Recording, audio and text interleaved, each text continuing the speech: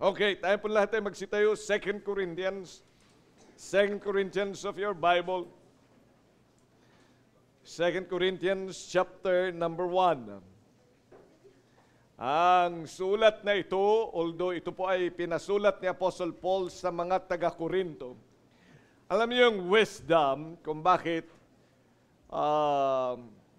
Corinth. Hindi yan dahil para lang sa mga taga-Korinto. Taga Los Baños tayo, taga Bae, taga Laguna. Mga taga Laguna, yung iba taga Bulacan.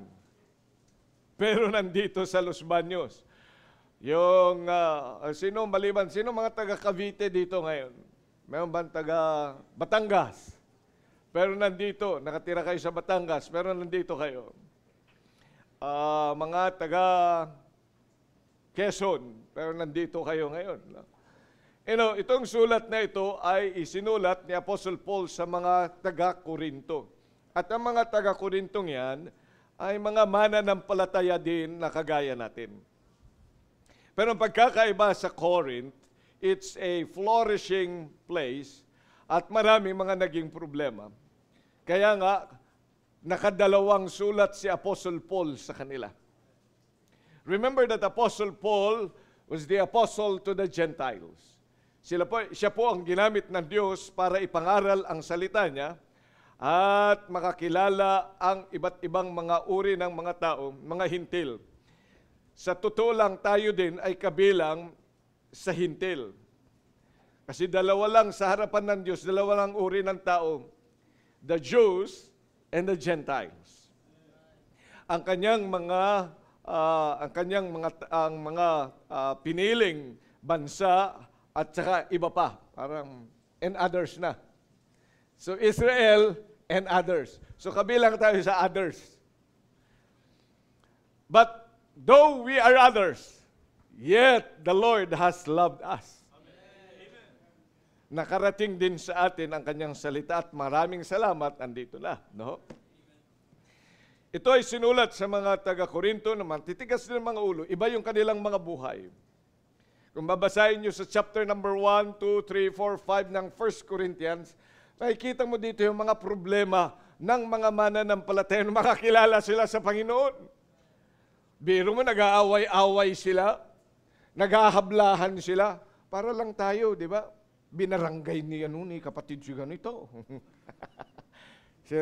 Sino nagpabarangay na sa kanyang kapwa? Di ba? May mga kapwa doon sa simbahan, pinabarangay. Parehong miyembro, nagbaranggayan, naghablaan. Ganon din ang problema nila noon. Yung isa pa nga, fornicator. Biro mo yun, ang asawa ng kanyang ama ay kinasama din niya. Bira, no?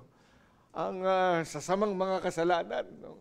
Mga magdanakaw, ang sabi pa nga, maraming mga kasalanan sa ating panahon. Maraming mga kabilang din naman sa LGBTQ, RSTU, VW, XYZ doon eh.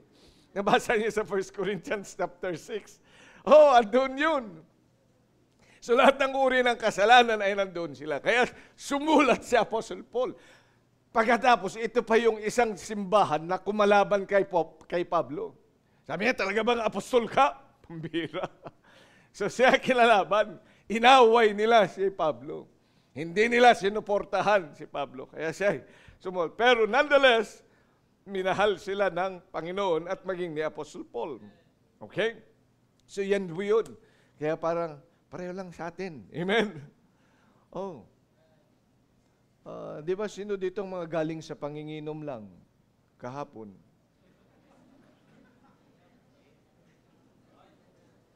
Paninigarilyo nitong nakaraan. Yung nakipagchismisan na naman kahapon. O kaya kaninang umaga lang. Kanina lang umaga. Kaya dapat po ay maintindihan natin na itong sulat na ito ay para sa atin, para maging matino ang buhay natin. Amen? Okay. So, 2 Corinthians chapter number 1, verse number 8, 9, 10, and 11. Okay? Pero ang salita ng Diyos ay nandyan sa verse number 10, who doth deliver, will yet deliver us. Yun po yung gusto kong pagduunan natin ng pansin. But let's read verses 8, 9, 10 to 11. Ready? Go. For we would not, brethren, have you ignorant of our trouble, which came to us in Asia, that we were pressed out of measure, above strength, in so much that we despaired even of life. But we had the sentence of death in ourselves, that we should not trust in ourselves, but in God which raiseth the dead, who delivered us from so great a death, and doth deliver, in whom we trust that he will yet deliver us. Ye also, helping together by prayer for us, that for the gift bestowed upon us, by the means of many persons, thanks may be given by many on our behalf. Dakilang Diyos, muli po pagpalain mo ang inyong salita na maipapahayag sa ilang mga minuto. Maraming salamat po sa pagkakataong ito. Nawa isulat mo ng malalim sa aming puso't isipan ang mga katotohanan nito upang taglayin po namin ang mga katotohanan ito at dito po kami mamuhay. Lord, gamitin mo po ang mga salitang ito para patuloy na mabago ang aming buhay at tuluyan po, Panginoong Diyos, na kami lumakad ayon po sa inyong kalooban. Sa pangalan ni Jesus, amen. Okay, please take your seats.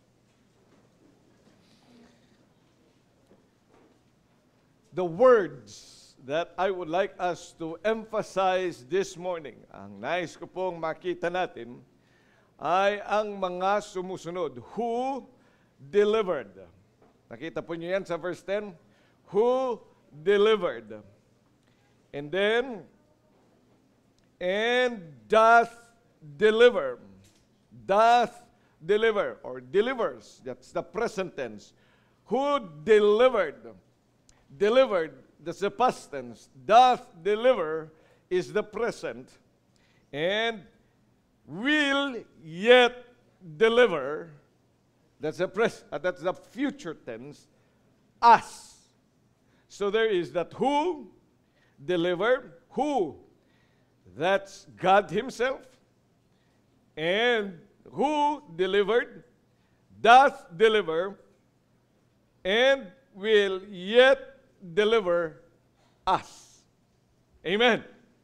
So yan po ang salita ng Diyos na gustong makintal ng malalim sa ating isipan at sa ating mga puso. You've come to the church for the word. Asan ang salita ng Diyos? 2 Corinthians chapter 1 in verse number 10. Who delivered and doth deliver and will yet deliver us. Now, dito po sa ating text na binasa, mga kapatid, dalawang bagay po ang gusto kong bigyan ng pansin. Wow, dalawa lang ngayon. Oh, 2-pointer ako ngayon, mga kapatid. Una, ay kung sino ang Diyos. At ang pangalawa, ay ang patungkol po sa deliverance na ito na tinutukoy. Okay? Because from the text in itself, ay makikita natin kung sino ang Diyos na dapat nating pinaniniwalaan. At ano ba ang nasa isip mo at nasa puso mo kung sino ba yung Diyos na yan sa iyo? Now, tingnan po natin, pag sinabi natin Diyos, ang Diyos, siya dapat ang nasusunod. Marami nagsasabi, ay, siya naman talaga Panginoon ko, pero ikaw pa rin nasusunod. Hindi ikaw yun. Kung ikaw pa rin na nasusunod, ikaw yung Diyos. Kasi ang Diyos, makapangyarihan sa lahat. Pag sinabi natin siyang Diyos, siyang nakakaalam ng lahat. At kung ang siyang dapat na sinusundan ng bawat isa sa atin. Amen? Yun ang totoong Diyos. Kaya kung minamamagitan sa iyo at ang totoong Diyos, halimbawa, ang sabi ng Panginoon, sabi ng Diyos, huwag kang mag-aasawa ng unbeliever. Tama? Utos ng Diyos yun. Pagkatapos, nakakilala ka sa Panginoon, ang iyong niligawan ay yung walang pagkakilala sa Panginoon. So, sinong nasunod? Di ikaw. Kasi Panginoon, yung mga ligtas, wala nang pag-asang gumanda. Pero ito, may pag-asa pang maligtas. Pambihira. Ano, mga young people, ayos ba? Alam po niyo, biro mo yun, mas matalino ka pa sa Diyos. So, sino nasunod? Di ikaw, hindi talaga. Kaya kung yung namagitan, yun yung Diyos mo. So, gusto mo maunawaan natin kung sino bang klase ng Diyos na meron ka. And the text tells us what kind of God we have.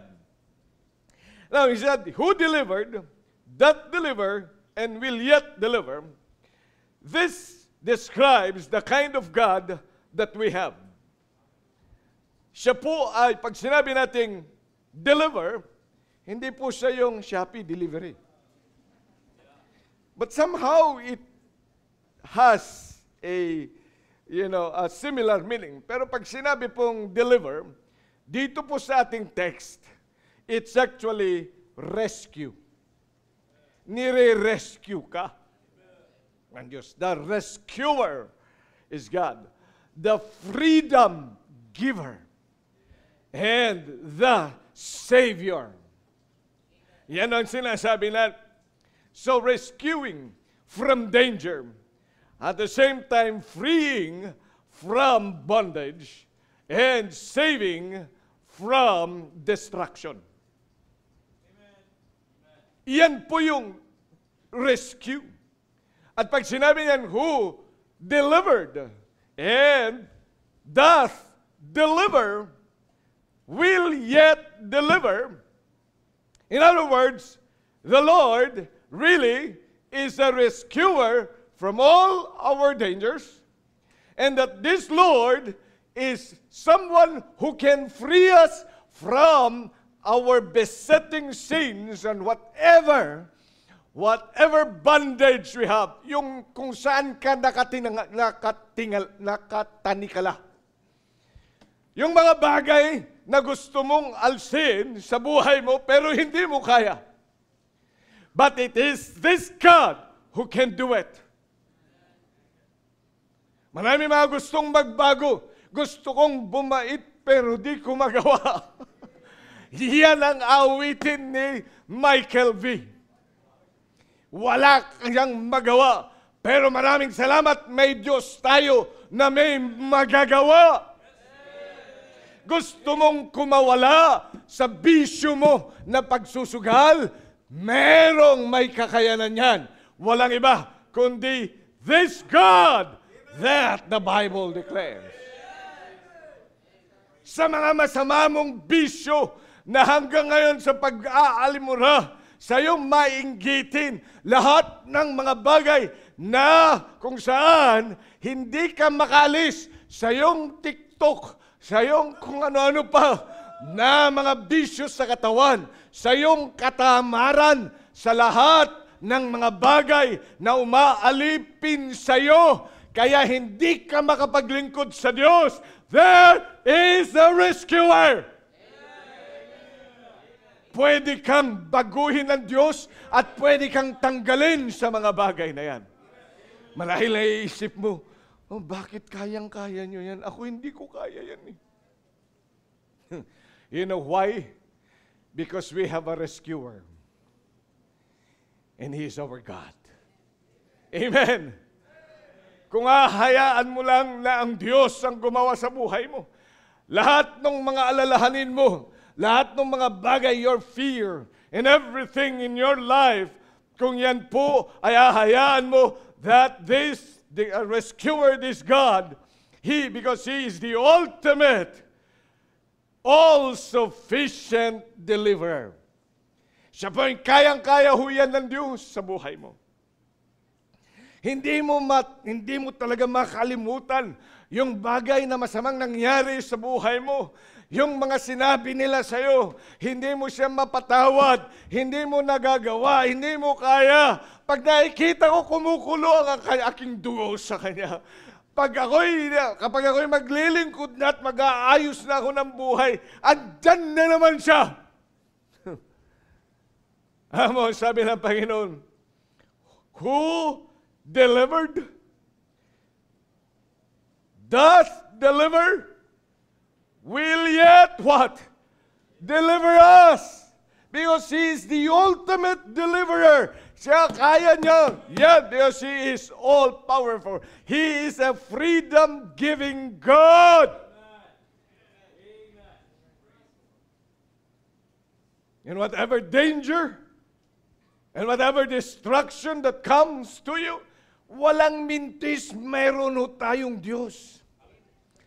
Because this God is a living God. Ano ko baka kasi ikaw nasanay doon sa Diyos, nakathang isip.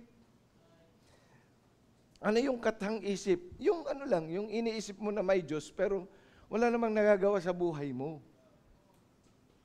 Kathang isip, parang kathang isip, si Superman.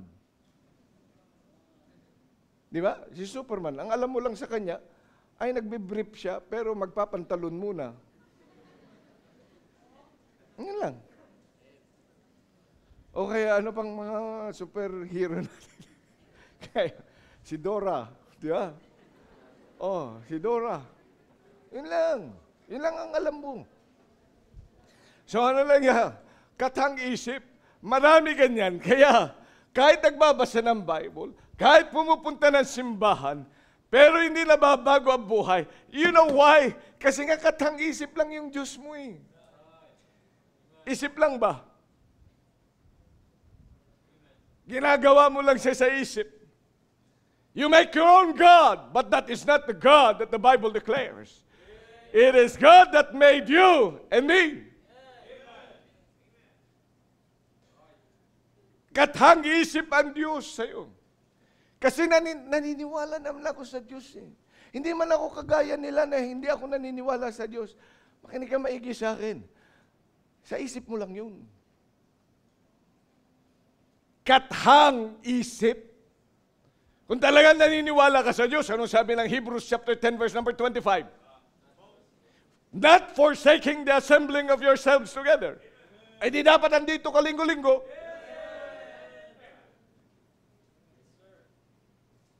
Ano sabi pa ng Panginoon? The Lord, the tithes is the Lord. Eh di nagbabalik ka ng tithes. Hello? Oh. Ang sabi ng Panginoon, go ye into all the world. Eh di dapat nagsusoul winning ka. Dapat ikay nangangaral ng salita ng Diyos.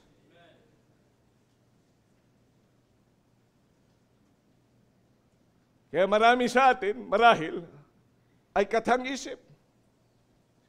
He is a living God. Kaya pag sinabi niya, ikay tinatawag ko sa gawain, full-time sa gawain, ay kathang isip lang sa iyo yun. Nasa isip mo lang yun. Kaya hindi ka makapagsuko ng buhay. Do you know why? Ay kathang isip mo lang ang Diyos eh. Para ka lang isang manunulat na naglikha ng kwento sa kanyang isip. But this is not the God that the Bible declares. Tingnan po niyo yung nakilala ni Abraham, ang Diyos na ito. Ang sabi ng Panginoon, get thee out of thy kindred, out of thy country, to a land that I will show thee. Sabi ng Panginoon sa kanya, nakarating ang salita ng Diyos sa kanya. Umalis ka na dyan. At doon ka pumunta sa lupang ipapakita ko sa iyo. Hindi pa, wala pa siyang mapa.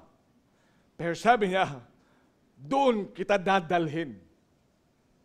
Ang ginawa ni Abraham, eh di pinakita niya na siya ngayong Diyos. Di alis. Amen? Di alis siya. Umalis siya.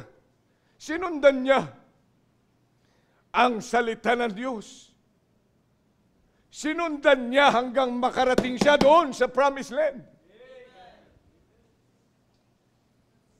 Nung makarinig si Apostle Paul, ganun din.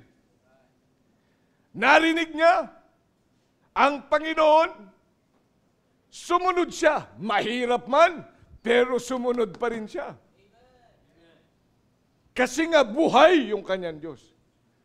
Ngayon, ikaw sinasabi ng Diyos, iwanan mo yung mga malalaswang mga babasahin. Iwanan mo yung mga bagay na kasalanan. Iwanan mo yung mga bisyo mo. Patapos sabi niya, hindi ko kaya.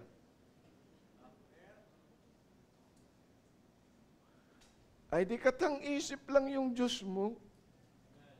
Ikaw pa rin. Ang tahimik ka. Matagal pa po yung silent night, holy night. Ano? Ang Diyos na yan. Who delivered? Who doth deliver? Will yet deliver is a God who is real and alive.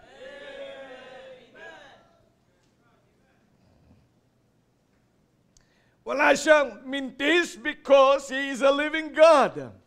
Hindi siya bato. Hindi siya yung mas malakas lang sa'yo. Kasi yan yung mga tinatawag natin, mga Diyos-Diyosan. Nung mga panahon na yan.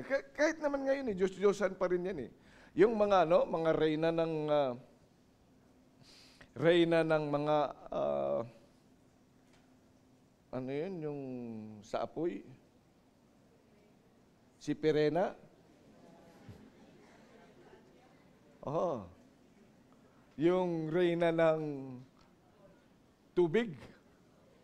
May hari din ng tubig. Sino ba yung hari ng tubig? Si Dugong-dugong? Ay kasi sila yung mga malalakas, magagaling. So sabi natin sila, malakas siya. Kumbaga, yan ay tawag din nga yan, Diyos siya dyan. Makapangyarihan siya dyan. So makapangyarihan siya dito sa lupa. Makapangyarihan ang mga pulis pangkalawakan. May daladalang talong. Yan yung mga yan. Basta malakas kasi, magaling. Yan kaya tinatawag natin silang Diyos din siya doon kasi makapangyarihan siya doon. Kaya napakaraming mga Diyos-Diyosan. Di ba? Kahit nga sa dati nating pananampalataya, pag hindi ka makapag-anak, ang gagawin mo? Pumunta ka doon sa Ubando at sumayaw ka, Santa Clara, Pinong-Pino. Hindi ba? Pag may sakit ka, kanino ka daw lalapit? Kay? Sino ba yung may aso na may daladala? O, doon ka. Etong mga taga-UP nga yan Mga doktor na yan. Pagdating ng October, I was there, I am there. Pero may mag-o-offer ng mga kukuha ng mga ilang libong itlog dadalhin doon sa Ubando. Bakit po tayo magdadala ng itlog doon? Para hindi umulan. Mga doktor yan, PhD. Sabi ko, doktor kayo, bakit yan ang isipan ninyo? Doon ka pupunta, pasan? Akala ko ba'y Kristiyano ka? Paano? Yan ang naging tradisyon. Tradisyon na yan ay pinamana ng mga ninuno ng UP. Talagang UP yung UP yan. Tapos ang yayabang pag ang mga estudyante nakapasok sa UP, akala mo, alam na nila ang mundo. Ay, ba't ko nasasabi yun? Kasi po, napabilang po ako doon We feel what? Ano nga ang feeling nun?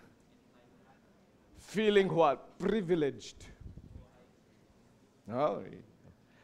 Kasi yun ang pinamukha sa atin Pero ito yung tandaan natin. Yan, kaya may mga Diyos-Diyosan. Tawag natin yan, Diyos-Diyosan. Alam mo, ang Panginoon, hindi siya sa malakas lang sa isang bahagi. But He is powerful in all points. Kaya sinabi niyan, there is none beside me. Walang kapantay ang Diyos. That's my God. That's the God that the Bible declares. That's why He is an ultimate and all-sufficient deliverer. Oh, maraming salamat, nakilala ko siya. Amen. Maraming salamat na naunawaan ko yung klase ng Diyos na ito. That He has delivered me and is delivering me and still will deliver me whatever happens.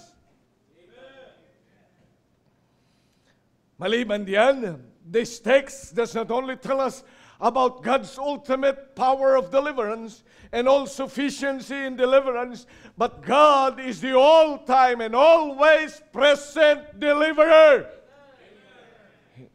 Tingnan yung mga rescuer natin, di ba? Nitong mga nakaraan. Sila pa yung mga nangamatay din. At yung iba, nagpaparescue ka na, pa rin. Sabi na, hindi, pahupain muna natin bago tayo mag-rescue. Tatandaan ko nitong nakaraan lang bagyo, yung isang kapatiran natin diyan nasan siya na? Ethan, asan ka Ethan? Ayun, si Ethan. Yan yung hinabol ng baha. Dito sa may Kalawan, di ba? Ito yung Jollibee, dan sa Bae, tapos papunta doon sa kanila. Andun sila sa apartment, second floor sila. Yung tubig, nandoon na sa second floor. Malapit na siyang abutan. Nagpa-rescue. Pero sabi ng rescuer, pahupain muna.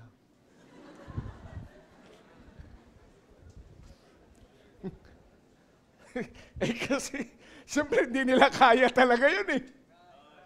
Oh. Kaya, bukas na lang yung rescue. Oh, yan yung mga rescuer natin. Pero ang Diyos hindi. He is all time. There.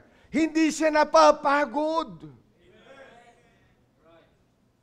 Lahat ng sandali ay nandiyan ang Panginoon. Kaya nga, He hath delivered us in the past, is delivering us in the future, and will yet deliver us. Mapapagod ba ang Diyos sa dami natin? We are 8 billion people in the whole world. Mapapagod ba ang Diyos na isa-isahin tayo that He will deliver us? Hindi mapapagod ang Diyos na to.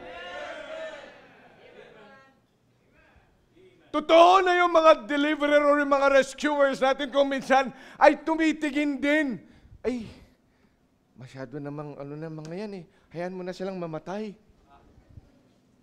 Mas unahin ko muna to. At hindi mo sila masisisi.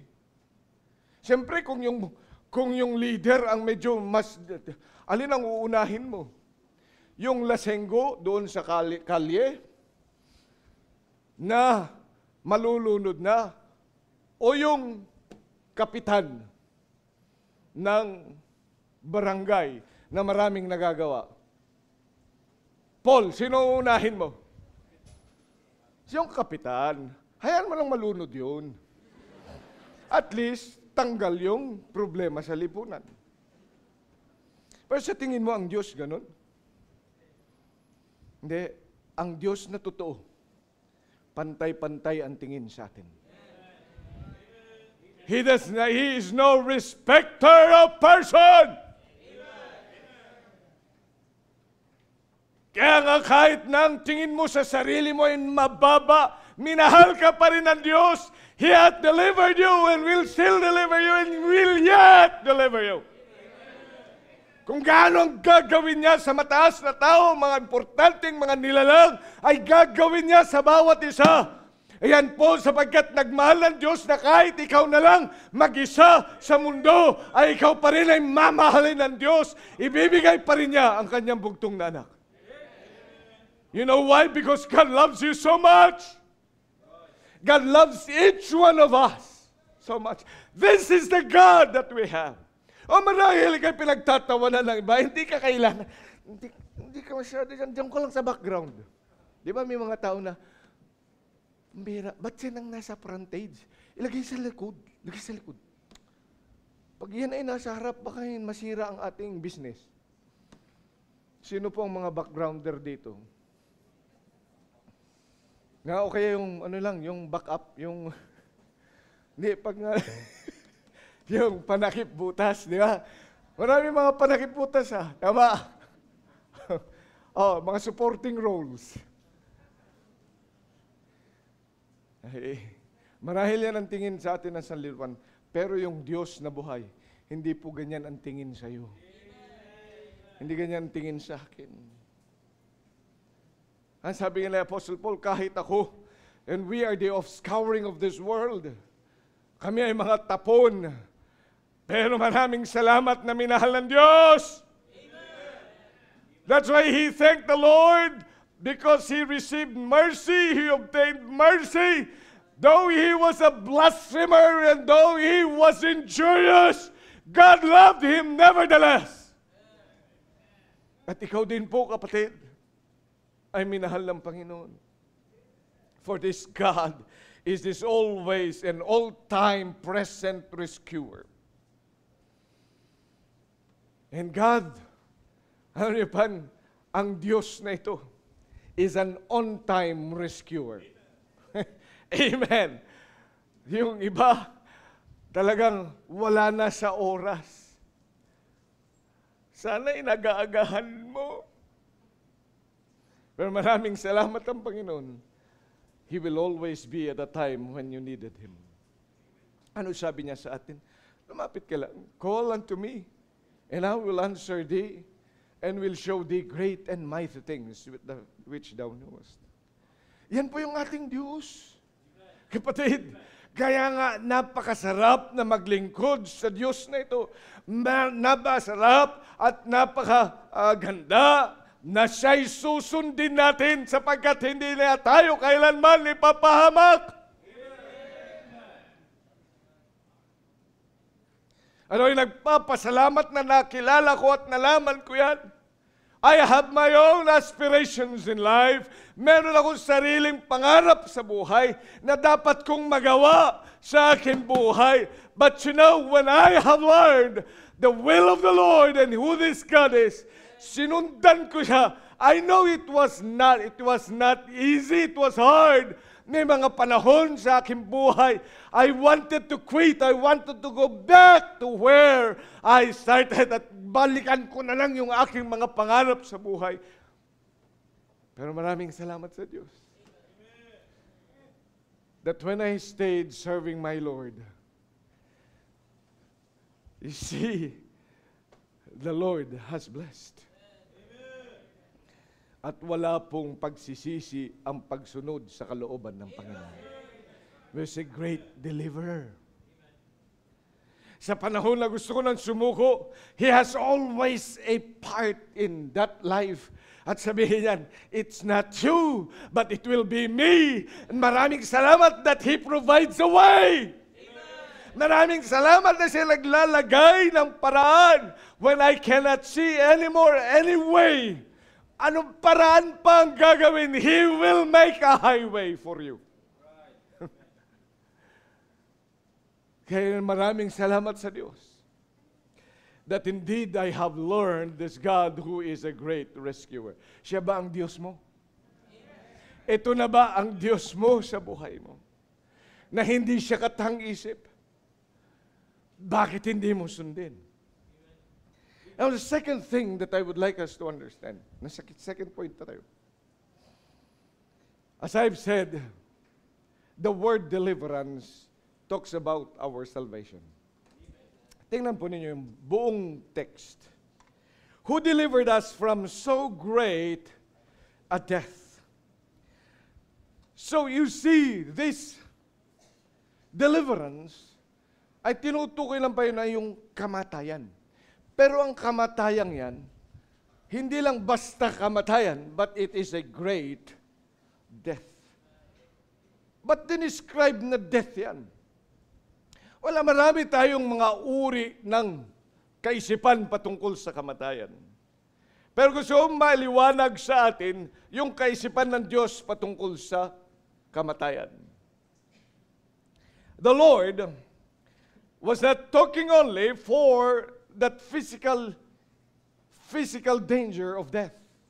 Tingnan nyo, yung ating context kasi yan, sa verse number 8, for we would not, brethren, have you ignorant of our trouble which came to us in Asia, that we were pressed out of measure, above strength, in so much that we despaired even of life. Nakaranas si Apostle Paul na muntik na talaga siyang patayin. Natandaan niyo nung siya pinagbabato. At akala nila ay patay na siya. Pero bumangon siya. Kasi yung mga Hudyo, pag nagbatuhan sila, hindi yung graba. Hindi yun ang pinambabato nila. Pag sinabing nagbabatuhan sila, babatuhin ka ng mga Hudyo, ang bato na gagamitin ay isang lalaki ng pakwan. Okay? Yun ay babato sa'yo. Kaya pag batuhin siya hanggang sa kamatayan, yun yung ginawa nila yan noon, sa panahon ng Panginoong Jesucristo. Tapos minahuli sila na babae na nangabit ba? Yun, yung adulterer. Pero ang hinuli lang nila, yung babae. Hindi ko alam ba't hindi nila hinuli pati yung lalaki. Ano? Okay lang bang magabit ang lalaki? Hindi, di ba? Talaga, sabi na. Tapos, anong sabi ni Moses, di ba? Sabi nila ng mga Pariseo, di ba sabi ni Moses, ang sabi ng batas, kapag yung mga yan ay nahuli sa ganyang kasalanan, batuhin hanggang sa mamatay. Ano ngayon ang sasabihin mo? So yun yung ngayon. Yun yung kaisipan nila, babatuhin nila yung babae hanggang sa mamatay. Pero yun, sinasabi natin na hindi pinagawa ng Panginoon. Ang sabi niya, sige, kung sino ang walang kasalanan, siyang unang bumato. Aba, di lahat sila. Naisip nila, mas marami rin kaming mga kasalanan. Dapat binaturin pala kami. Kaya hindi nila magawa. Kasi pati sila mapapadamay. So yun yung sinasabi ng the death. It's a physical death ni Apostle Paul. Tingnan niyo pa sa verse 9. For we had the sentence of death in ourselves, that we should not trust in ourselves, but in God raiseth the dead. Hindi ba nararanasan din natin yan? Na muntik-muntik ka nang mamatay. Sino dito ang mga muntik nang mamatay? Oo. Sino ang hindi pa nito nararanasan ang kamuntikang mamatay? Yung parang buhay na buhay ka, 100% sure ka na buhay ka araw-araw. O, sino nakaranas na dito ng muntik nang mamatay? Ano bang iniisip nyo sa muntik nang mamatay? Ha? Sino dito ang nasagasaan ng pison? Pero nabuhay. Yun ba yun? Ayun bang isip mo tungkol sa kamatayan? Yung muntik ka lang mamatay. Pag natulog ka ba, tiyak mo talaga gigising ka kinabukasan? Eh kasi nga alam natin lang na kamatayan. Pag may sakit ka, naku, may high blood yan. No. Kaya akala natin, ang mga muntik nang namatay, yun lang mga muntik na masagasaan. O, tingnan nyo. Pero, ano yung sinasabi ni Apostle Paul?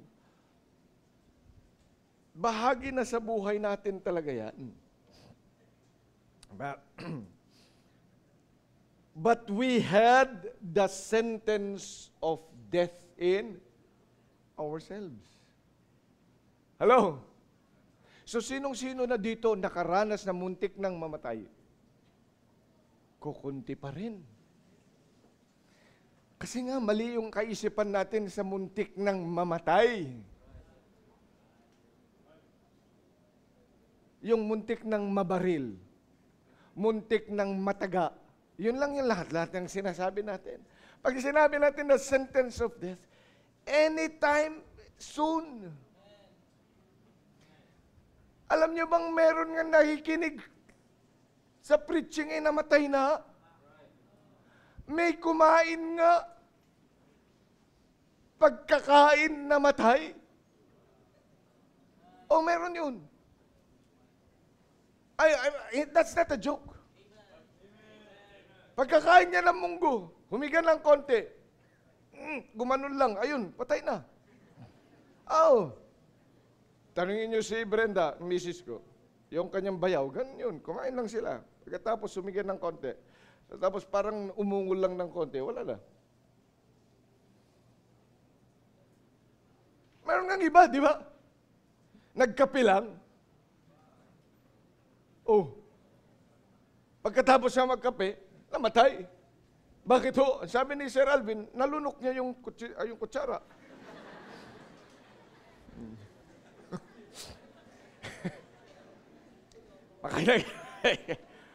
Hindi natin naiisip. You know, every time we sleep, pwede kang mamatay.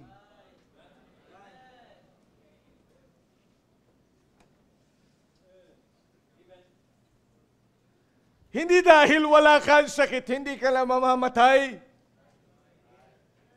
Ang daming walang sakit, pero patay. Hindi dahil matanda ka na, mamamatay.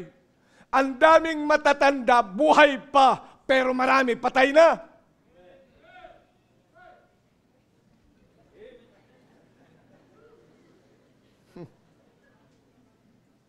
Dito nga, may 84 pa tayo eh. Baka nga aabutin pa ng 150 years. Ano kasi nga na, sentence na yan sa atin. Pero ito ang magandang bagay, sabi lang pa yun, yet He delivered us, He's still delivering us, and He will yet deliver us. Kaya nga ho, mayroong pagkabuhay na magmuli. Amen. At kaya nga mayroong rapture. Makinig ka maigi sa akin. Kung ligtas ka, marahil pag dumating ang Panginoon, hindi mo na mararanasan yung kamatayan. Oh, kasi pag dumating ang Panginoon, magbabago lang yung katawang to. Tawag natin dyan yung rapture. Babaguhin ng Diyos. We which are alive shall be caught up together again with the air. Kaya kung dumating ang Panginoong Kristo ngayon at ligtas ka, Amen! Wala talaga si kamatayang yan. Kaya nga masaya na mabuhay tayo pagkatapos dumating na ang Panginoon ngayon. Amen? Bakit nalungkot kayo? Pag dumating siya, pag ngayon habang nagpipreach ako, dumating siya, narinig natin ang pangakak, lahat ng mga ligtas, aalis na tayo doon at magkikita-kita sa sangkalangitan. And we shall be together with the Lord forever. Yan pinakamagandang bagay. But certainly, if He will not deliver us at this point in time, at ikay namatay physically, physical. Yung mga mahal natin, may mga namatay ng mahal natin sa buhay. Amen? May mga mahal ka, pero yan po ay ligtas. Isang araw muling bubuhayin ng Diyos. At naniniwala tayo dyan. Amen? Kaya sa isang Kristiyano, ang kamatayan, precious in the eye of the Lord is the death of His saints. Precious, magandang bagay. Sapagkat yun po ay panahon para sila ay magkapiling ng Panginoon. So that's the death. Na tinutukol yan sa physical death. But there is also spiritual death. Ano yung spiritual death? Tandaan nyo yung kay kay Adam. Sabi ng Panginoon, merong puno dyan, tapos yung puno na yan, yung kanyang bunga, hindi mo dapat kainin. Ano yung punong yun? The tree of the knowledge of good and evil. Ha? Hindi yung apple. Hindi saging.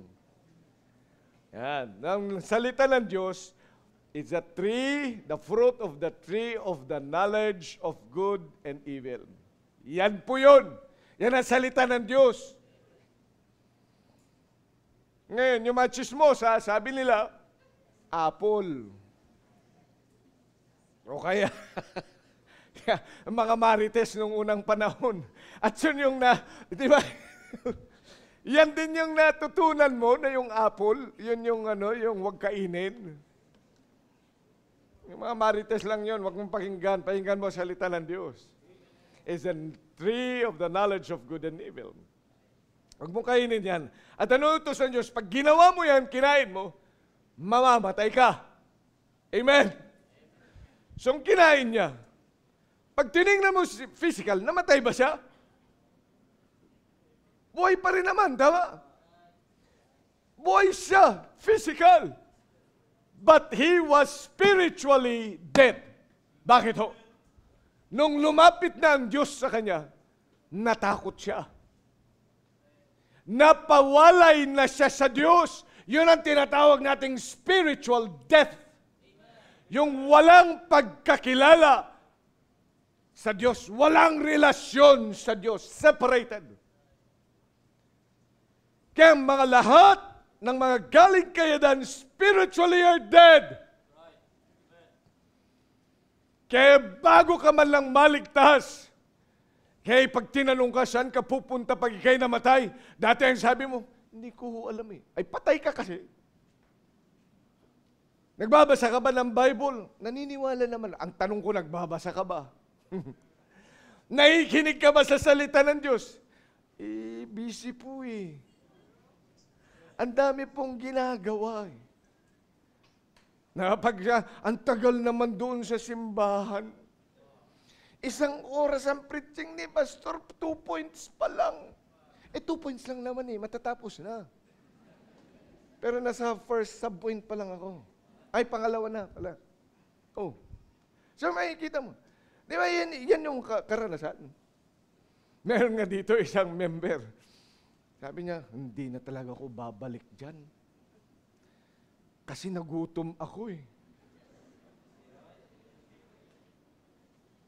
Sounds familiar. Ginutom talaga ako, sabi. Oh. So hindi na babalik. Pero alam nyo, nung makarinig ng salita ng Diyos at nabuhay siya,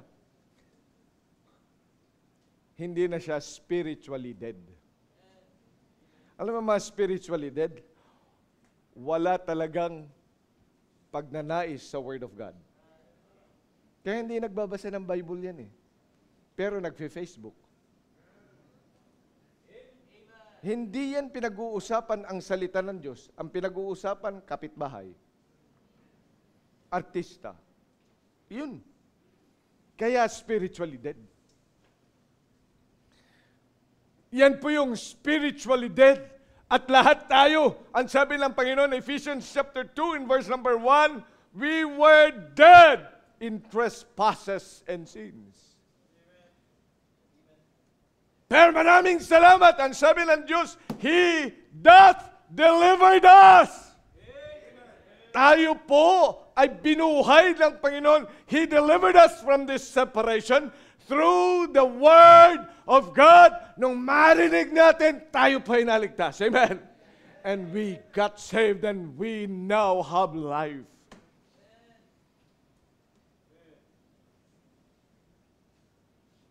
Pero tanong ko sa iyo, marami kasi talagang kahit nasa simbahan, patay pa rin.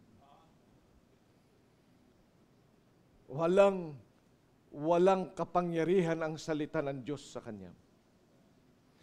Parang ano lang din yun, nagsimba. Saan ka nang galing? Nagsimba. Pasok dito, labas dyan. Wala siyang naintindihan.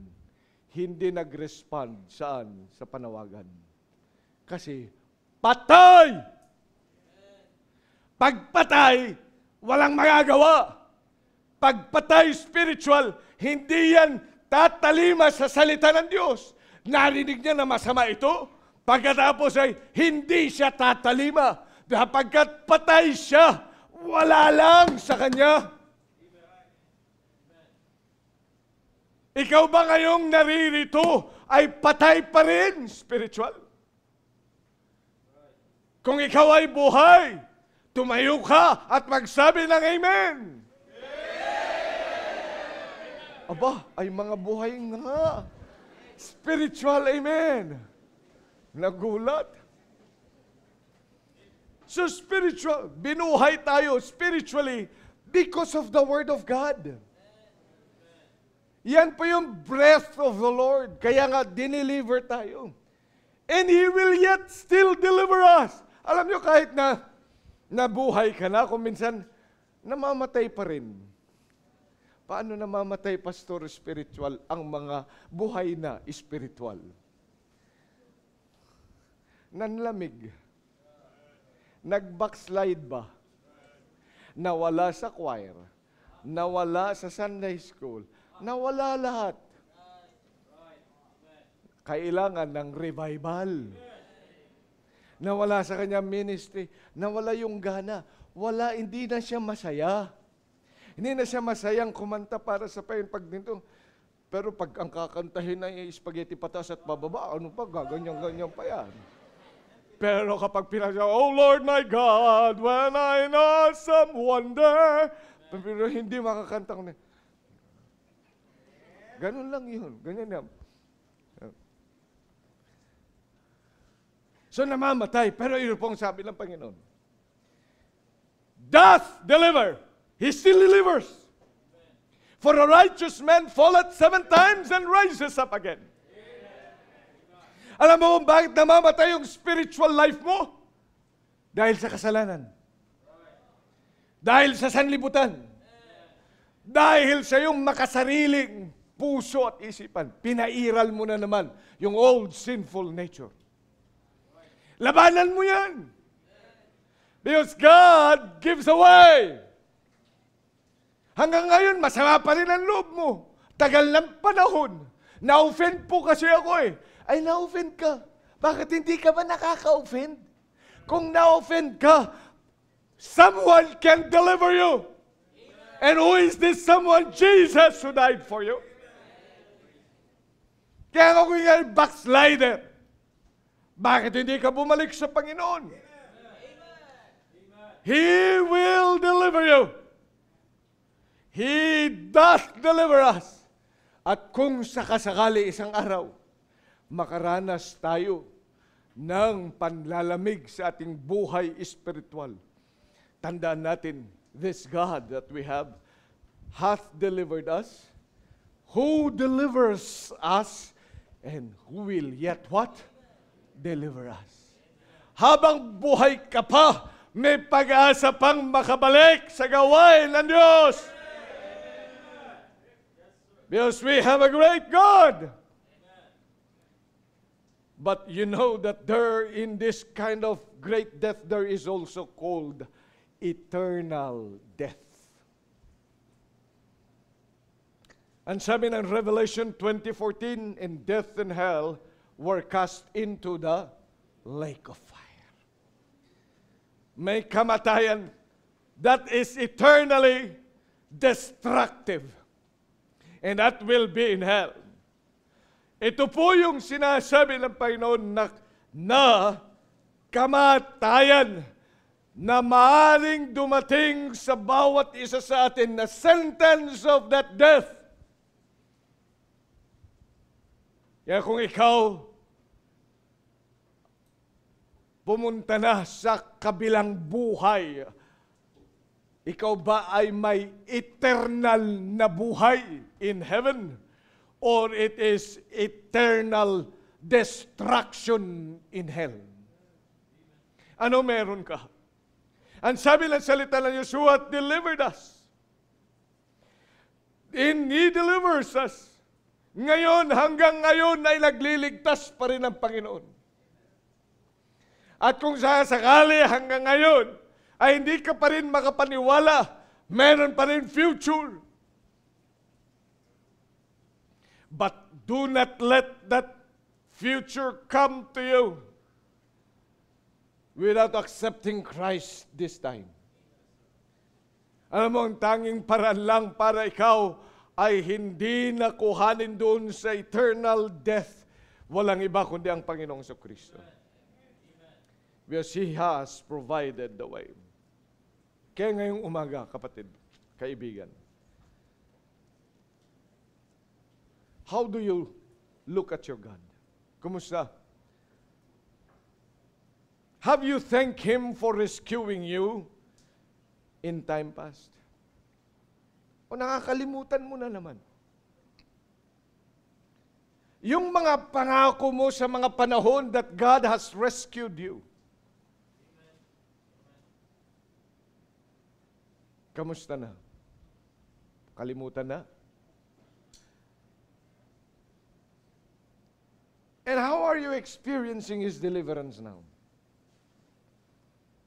May dinadala kang mabigat sa buhay mo. Ikaw ay tinalo ng temptation, ng kasalanan, ng sanlibutan. Can you now trust the Lord that you be delivered? At kung ikaw ay hindi pa nakatatalos ng kaligtasan, eternal life in heaven, you can be saved from eternal lake of fire if you flee to Christ this morning. Let's all stand up, please. Dakilang Diyos, maraming salamat po sa pagkakataong ipinagkaloob mo po sa amin. Pagpalain mo po ang invitation. Nawa ang bawat isa sa amin matuto to respond accordingly.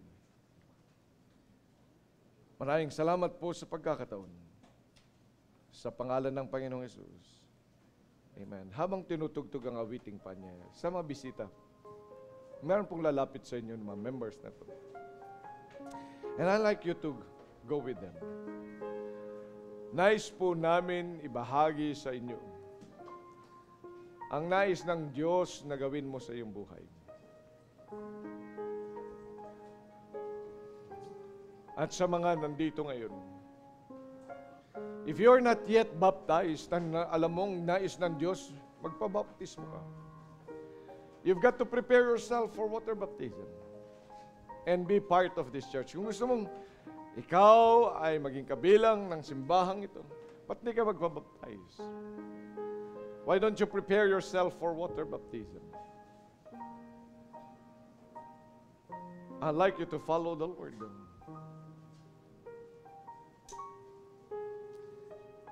At ikaw ay saved na, alam mo, at ikaw'y tinatawag ng Panginoon somewhere sa gawain.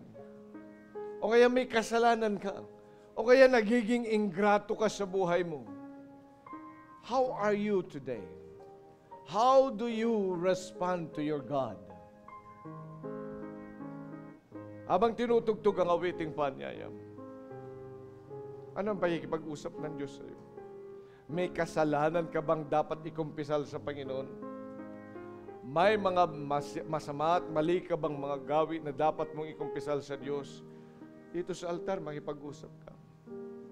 Ang panawagan niya, yung mga pangako mo sa Kanya na matagal na hindi mo ginagawa, bakit hindi mo ilapit muli sa Panginoon? Sabang tinutugtog ang awiting panyaya, ba't di ka lumapit dito sa altar? You just come and talk it out with God. Kung may kasalanan, kung maling kang iniisip sa buhay, dito sa altar, may pag-usap ka sa Panginoon, kapatid. It's time for you to talk it out with God. Kung may pag-usap sa Panginoon, I'd like you to talk it out with God habang tinutugtog ang awiting panyaya. Ano man yung panawagan ng Diyos sa buhay mo, ano man mga bagay na mali sa isip mo, ano man yung mga correction na yun, at yung mga pangako mo sa Panginoon, ano man yung naging pangako mo sa Diyos? Na hanggang ngayon ay hindi mo tinutupad. Bakit hindi mo ibalik sa Panginoon? If you were a backslider before, ikay ginagamit ng Diyos, soul winner ka. Nag-i-invite, you read your Bible well, you pray, pero ngayon nanlalamig ka, ba't di mo ilapit sa Panginoon? Ay pag-usap ka sa Diyos.